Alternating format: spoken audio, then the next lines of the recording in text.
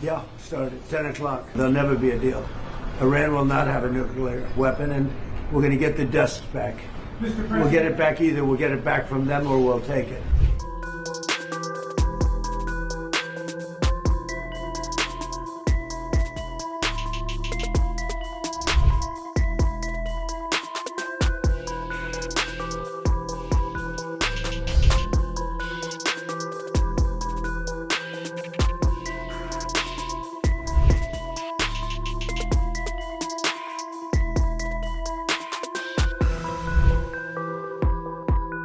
The United States has activated a naval blockade targeting Iranian ports across the Strait of Hormuz, marking a sharp escalation after failed ceasefire talks in Islamabad.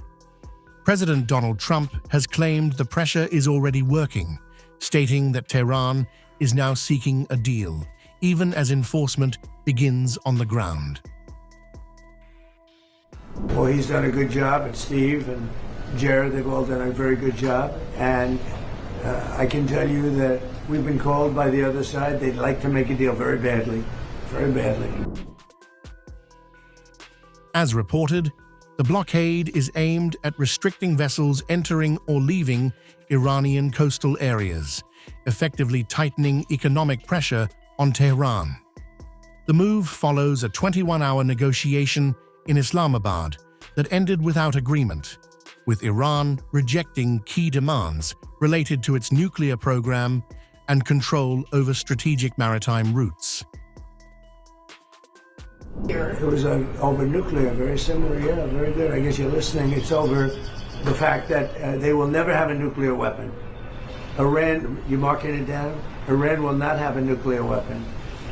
And we agreed to a lot of things, but they didn't agree to that. And I think they will agree to it. I'm almost sure of it. In fact, I am sure of it. If they don't agree, there's no deal. There'll never be a deal. Iran will not have a nuclear weapon, and we're going to get the dust back. We'll get it back either. We'll get it back from them or we'll take it. Trump has asserted that Iran has reached out to the United States, expressing willingness to negotiate, though no supporting evidence has been presented publicly. The dual signal is clear: maximum pressure through blockade, alongside an open door for diplomacy, shaping a high-stakes moment in the ongoing conflict. Maybe everything. I mean, both of those things, certainly, and more. We can't let a country blackmail or extort the world, because that's what they're doing. They're really blackmailing the world. We're not going to let that happen. And you know, the amazing thing is, we don't, can you believe this? We don't use the Strait. We don't need the Strait. We have our own oil and gas, much more than we need.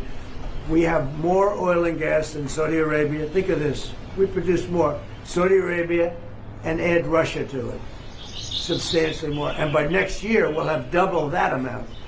So we don't need it, but the world needs it. And many ships are heading to our country right now as we speak to load up with the best.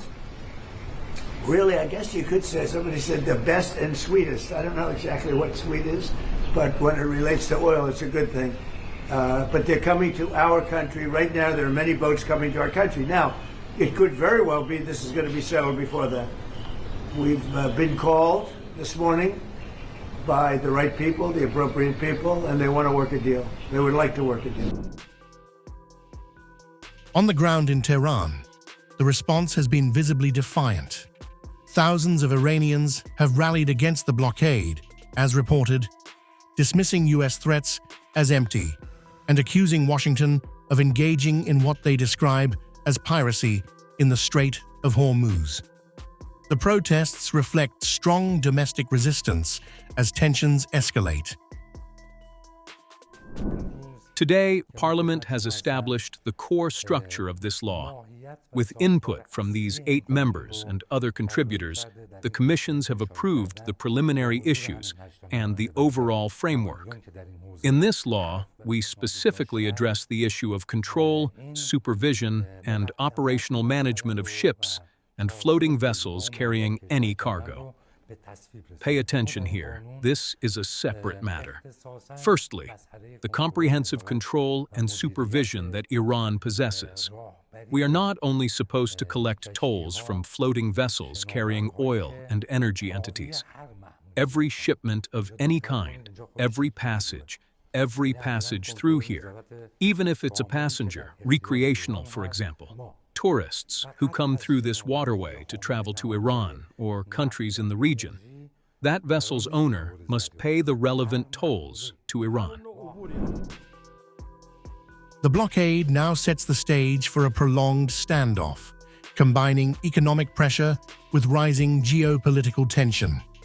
As claimed in reports, while Washington seeks leverage to force negotiations, Iran's public stance signals refusal to yield under pressure, turning the situation into a critical test of strategy, endurance, and diplomatic resolve.